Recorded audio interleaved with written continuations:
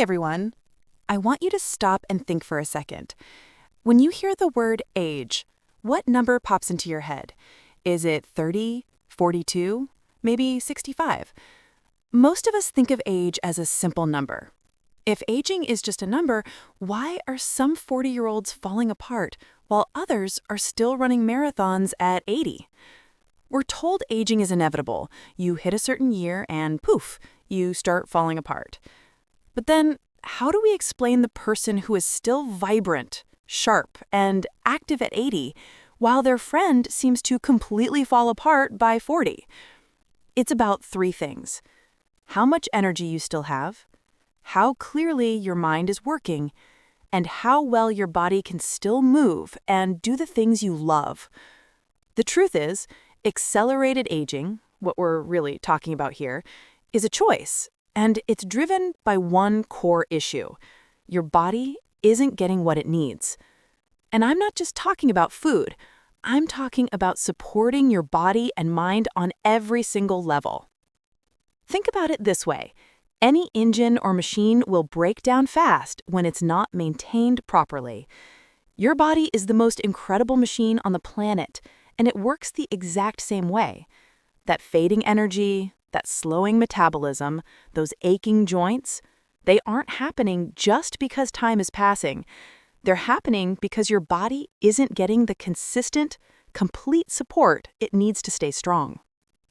Today, we're going to dive deep into what your body truly needs, what's robbing you of your vitality, and how to stop that accelerated aging process in its tracks. To make this crystal clear, let's use an example we all can relate to: your car. Imagine you have a beautiful, brand new car. Now, what if you decided to ignore the oil changes and never lubricate the joints and bearings? Fill it up with the wrong fuel, say putting cheap diesel in a premium gasoline engine. Never change the air or fuel filters, letting dirt and junk pour into the engine. Drive it everywhere in first or second gear, running the engine at 6,000 RPMs on the highway. How long do you think that car would last? Not long, right? You'd burn it out, break it down, and turn it into junk metal. And yet, so many people are surprised when their own body, a far more complex, sensitive, and magnificent machine, starts breaking down after decades of similar mistreatment. Now, your body is extremely resilient, much more than any car. It can adapt, it can hang on, but there's a difference between working optimally and just working adequately, and we all deserve to be optimal. Here is another mind-blowing realization. You are not set in stone. Next time you look in the mirror, realize this: 90% of what you're looking at was not there last year. Your body is constantly turning over its cells. Your gut lining completely changes every 3 to 5 days. You get new skin every single month. You have a brand new liver every 45 days. Your body is not a statue. It's a construction site. It's constantly remodeling and rebuilding. But how well it rebuilds depends on two crucial things: the quality of the parts you provide, your raw materials, and the signals you maintain in your internal environment, your blueprints and instructions. Most people get the parts part. You need protein and healthy fats, but the signals are everything. If you have knee pain, an X-ray might show that your right knee is worn out, but your left knee is fine. Why? They're the same age. It's not simply wear and tear.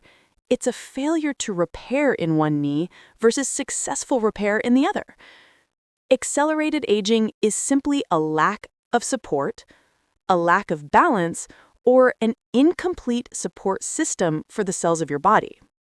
So what does the body actually need? I call this the Triad of Health, and it consists of 3 categories of requirements that the body must have. These are not options.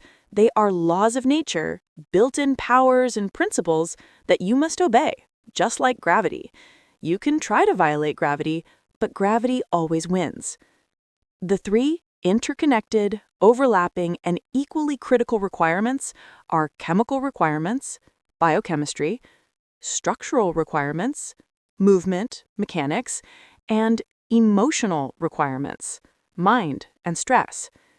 If you ignore even one side of the triangle, your health foundation collapses. For each category, we will discuss two sides: the things that support life and give you vitality, and the things that interfere and bring you closer to breakdown.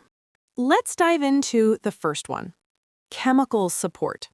This is the biochemistry of your body, what you put in. Nutrient-dense food. You must provide your body with the right raw materials. This means eating nutrient-dense, whole, fresh food, quality meats, clean veggies, healthy fats, and nuts. Everything unprocessed that comes from the planet. Intermittent fasting. Eating 1 to 3 meals within a 6 to 12-hour window balances storage and cleanup. When you eat, you put things in. When you fast, your body burns and cleans up, a process called autophagy. This is how you allow your engine to empty out and clean up properly. Clean air, water, and non-toxic products. Your body can detoxify, but you have a limit. The more you overwhelm your system with environmental chemicals, pesticides, and heavy metals, the harder it is to succeed. Choose clean products whenever possible. Strategic supplementation. Even if you try your best, due to soil depletion and modern food quality, supplementation with high-quality fish oils, minerals, and vitamins is often a good idea to ensure you have all the necessary raw materials and catalysts for repair. Chemical interference. These are the things that rob you of vitality and contribute to chemical breakdown. Overfeeding and processed foods. Eating too much, too often, and consuming processed foods, sugar, and seed oils is a double whammy. These are nutritionally deficient, so you overeat to compensate, and they have addictive properties. Metabolic dysfunction. The result of processed food is often a blood sugar roller coaster, leading to insulin resistance and metabolic problems. This is the foundation of many chronic diseases. Environmental toxins. Everything spewed from factories that ends up in our soil, food, and water, chemicals, plastics, heavy metals, interferes with your body's attempt to thrive. Mitochondrial and gut breakdown. These toxins combined with poor diet cause mitochondrial dysfunction. You can't make energy, and gut breakdown, leaky gut, poor absorption. When you can't digest and absorb nutrients properly and you can't make energy, everything suffers. Structural support. This is about movement, mechanics, and sending the right signals to your brain. Regular motion, the lifestyle. The body is designed to move. We're not talking about just 3 gym sessions a week. We're talking about moving dozens of times a day. Stand up, walk around, climb the stairs, stretch, and do 5 squats on your chair. 90% of the signals that keep your brain alive come from movement. Organized activity, the workout. Now add organized activity 3 to 4 times a week. This includes weight-bearing exercise, resistance training, and cardio. You are intentionally challenging your body at a higher level to build strength and resilience. Variety is key. The more variety you add to your exercise and movement patterns like Pilates, yoga, or learning complex skills, the more complex and resilient the patterns in your brain become. Structural interference. These are the negative factors that cause structural breakdown. Sedentary lifestyle. If you sit all day, you are starving your brain of those life-giving signals. Loss of spinal curves and posture. Sitting and lack of motion lead to a loss of the natural spinal curves, especially the cervical curve in the neck. A major threat today is forward head posture, or text neck. Your head weighs as much as a bowling ball. If you lose those curves, you put tension on the structures and drastically reduce the signaling to your brain. Lack of variety or repetitive motions.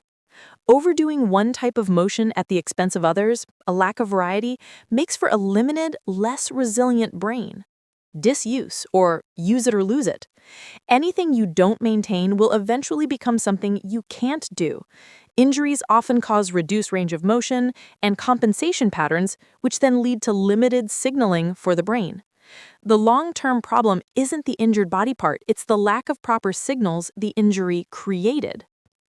Emotional support. We're talking about the factors that support your nervous system and emotional well-being. A sense of value and purpose. You must do something that feels important to you.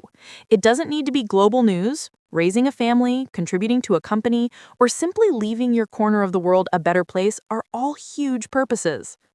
Connection and nature. We need personal and social connections, friends, interaction.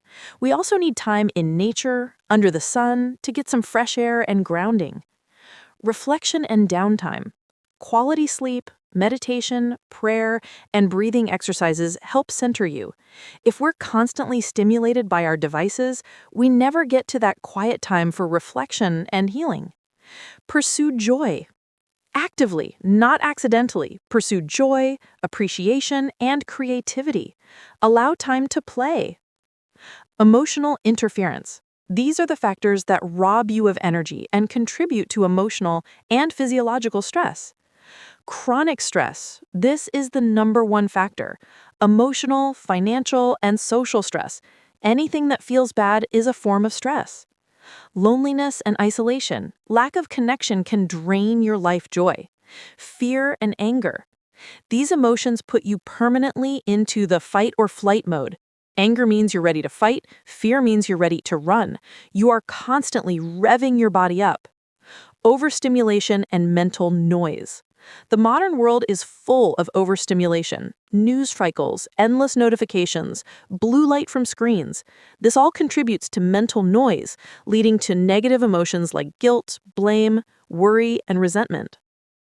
Conclusion. How do we do this? Do all 3 things all the time.